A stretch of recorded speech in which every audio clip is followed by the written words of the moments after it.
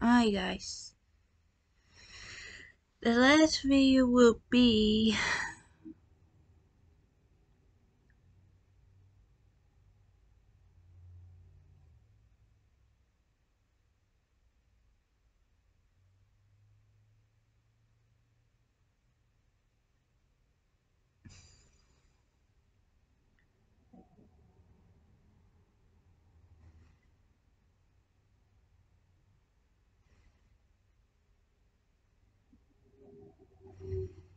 let's do the girl who was killed by her ex-husband from hell. This is gonna be the last video today. I've told so many of my friends already to vote Josh Shapiro for governor on November 8th. Make sure you are registered to vote and have a plan at iwillvote.com and send Doug Mastrada a packet. New True Match Tinted Serum from L'Oreal Paris. My skin, but better. It wasn't a healthy relationship.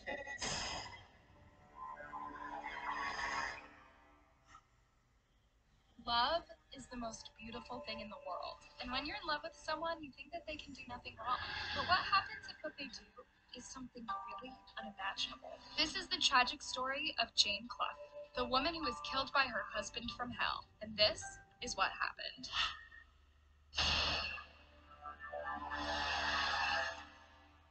Jane Clough was born and raised in Nelson, Lancashire, in northern England. She was the first child of her parents, Penny Clough. Growing up, Jane was described as thoughtful, nurturing, and kind of girl that made her parents very proud. She was super smart and talented, and did very well in school. Because of her outgoing, warm, and bubbly personality, she had many friends, and everyone really liked her. From a young age, Jane always knew what she wanted to do with her life. She had grown up seeing her mom, who was a nurse, helping and taking care of others, and she wanted to be just like her. So she worked hard in school, passed all her tests with flying colors, and in 2017, when she was 22 years old, she was officially qualified to become a nurse.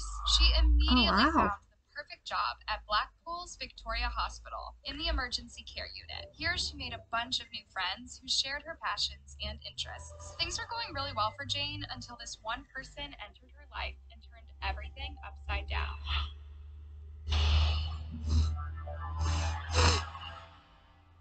His name was Jonathan Vaz, and he worked as an ambulance technician in the hospital. He was also a bodybuilder who used steroids and worked as a part-time bouncer in a nightclub. Jane really liked him and thought he was kind and caring, and also shared the same passion for nurturing and taking care of others. On the other hand, Jonathan was also developing a crush on Jane, and as time went by, the two started dating. However, they decided to keep their relationship a secret since Jonathan was a private person, and he didn't like everyone knowing his business. But after dating for 4 months, Jane couldn't hide it any longer. She decided to tell her fellow nurses that she was seeing Jonathan. She wanted them to know the loving, kind, and caring person that Jonathan was, and be happy for her. However, the reaction she got was totally not what she was expecting. Her friends did not see Jonathan the same way that she did. Instead, they saw him as unprofessional, clumsy, rude, and inappropriate. They thought he was weird and lazy, and made inappropriate jokes. Jane didn't get why her friends were not happy for her and were saying all these mean things about Jonathan. So she decided to ignore their opinions since she felt like they didn't know Jonathan as well as she did. She went on with her relationship with him, and they would meet him for coffee, have lunch together, and hang out at bars on the weekend. And every day she fell deeper and deeper in love with him.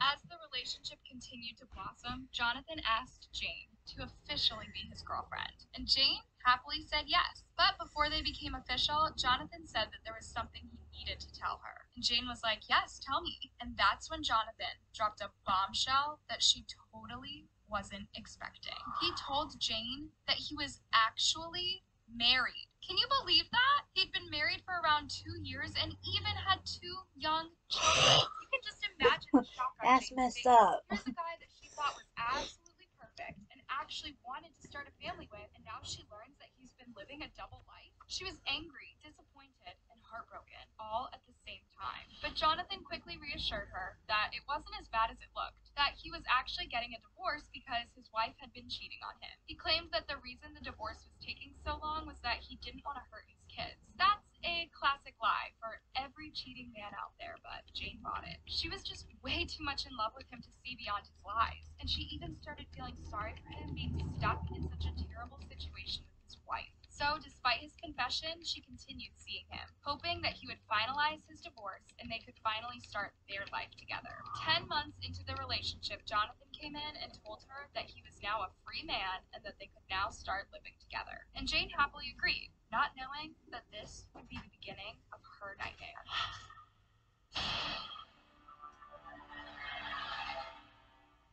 Now, the first time that Jane introduced Jonathan to her family, they actually liked him and thought that he was a good guy. But then they started noticing some small things that made them think that he was not exactly what he portrayed himself to be. He would often tell some white, unnecessary lies that didn't make sense. Like, one time he told Jane's parents that he had a super rich grandmother who had left a huge inheritance for him. But the way he lived, it didn't seem like he had that much money. Jonathan was also completely jealous and controlling, and always wanted to know Jane's whereabouts all the time. It wasn't a healthy relationship.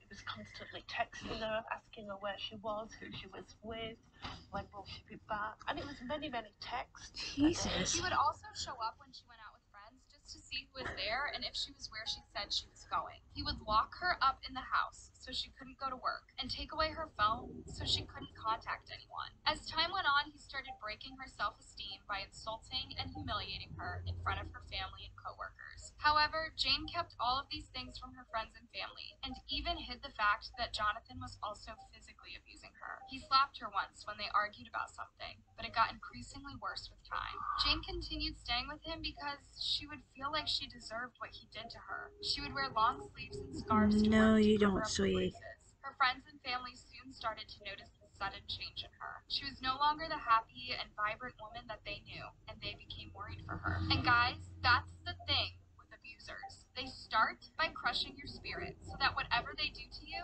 you feel like it's your fault and you deserve it. But remember, guys, they are the ones with the problem and not you. So don't let them gaslight you into believing otherwise. You deserve better, and there's always a way out of that awful situation. Now, in this case, Jane didn't know that while Jonathan was acting all jealous and controlling, he was actually still married and was also seeing another woman at the same time. He managed to dupe Jane by claiming that he had to go to the family home regularly to look after his children, and by inventing night shifts at work. Jane soon got pregnant and was really excited, thinking that now with the baby around, the Jonathan she met and fell in love with would be back and the abuse would stop. Sadly, she was mistaken. Things only got worse, to the point where when she was 7 months pregnant, Jonathan forced himself into her. That's something that he had never done before, and Jane was shocked and felt completely violated. Even with the abuse, she never imagined that he would be capable of doing such a horrible thing to her. But he would do it again and again for weeks until she finally gave birth to her beautiful baby girl in October 2009. And for a while, things seemed to get better at home, and Jane thought that maybe this was what they needed for Jonathan to straighten up. But then just a few weeks after giving birth, Jonathan actually her again, and this time right in front of their daughter. And that was the last straw for Jane. When Jonathan went to work, she packed up her things and her babies and left. But things were far from over. At Domino's, you can get any two Oh, medium, two topping sounds pizzas for good, $6.99 man. each, or lava cakes, bread bites, and more.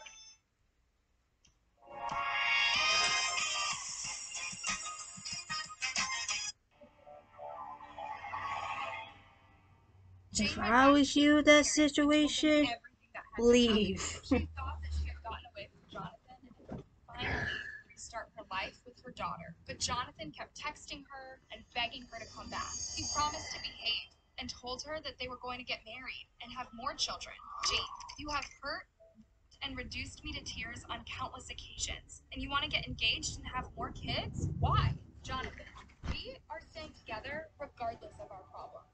Jane, you physically abused me. You threatened to kill me the other night. Jonathan, please, can I come home?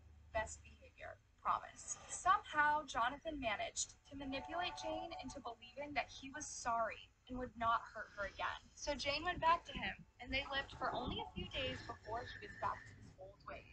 This time around, Jane escaped and went to the police to file a complaint against him. Jonathan was soon arrested and charged with assault and he allegedly told one of his colleagues that if he was found guilty, he would kill Jane. The colleague dismissed the threat as some wild talk, but sadly, it wasn't.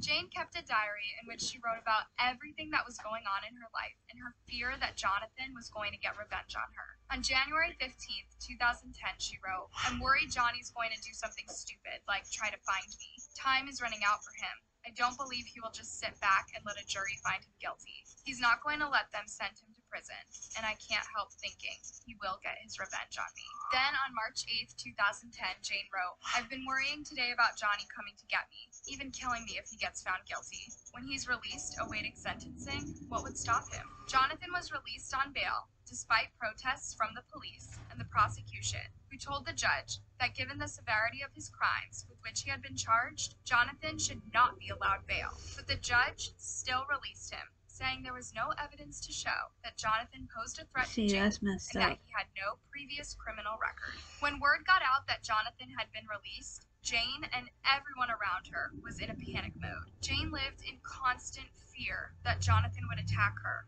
and so on the rare occasions that she went, she would be accompanied by friends or family. She kept herself busy by taking care of her daughter, writing in her diary, and despite her fear, she tried to remain positive that Jonathan would soon be in prison and she would be free to live her life. Sadly, this was not to be.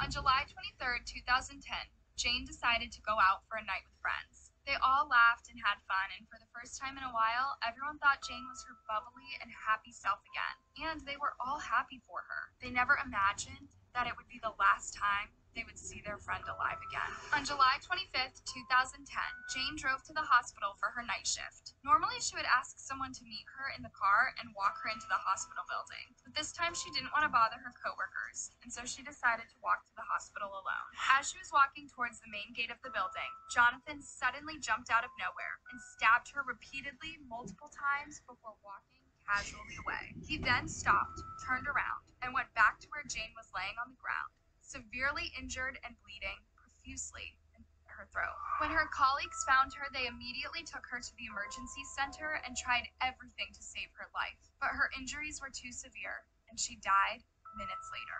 Jane's parents were preparing to go to bed at around midnight when the police knocked on the door and gave them the devastating news. At first, her parents thought that the police had mistaken their daughter for someone else, but then the hospital called and confirmed the news, and they immediately knew that Jonathan was behind it. Someone had witnessed the murder, and from the description they provided, police were sure that Jonathan was the killer, and they were afraid that he might try to harm Jane's parents and kidnap or murder his daughter. Early the next morning, Jonathan was arrested, and when the police searched his car, they found cans of gas that they believe he intended to use to set fire on the house and kill Jane's parents and his 9-month-old daughter. Jonathan pleaded guilty to the murder of Jane and was sentenced to life in prison with the possibility of parole after 30 years. Jane's devastated parents still believe that their daughter might still be alive today if her killer had not been granted bail. They started a campaign pushing for a change of law that would, in certain circumstances, allow prosecutors to appeal a judge's decision to grant bail. The campaign gathered a lot of support, and in 2012, a change was made to the Legal Aid Sentencing and Punishment of Offenders Bill. It became known as Jane's Law, and it aimed to protect domestic violence victims. But Jane's mother said in an interview that it takes more than pieces of paper to protect victims from domestic abuse. Bits of paper and words from a judge do not protect victims of domestic abuse. What protects victims is real action against the perpetrator to keep the victim safe. If you liked this case, be sure to check out the next video, which is Alright, guys. I will see you tomorrow and Saturday. So I will see you then.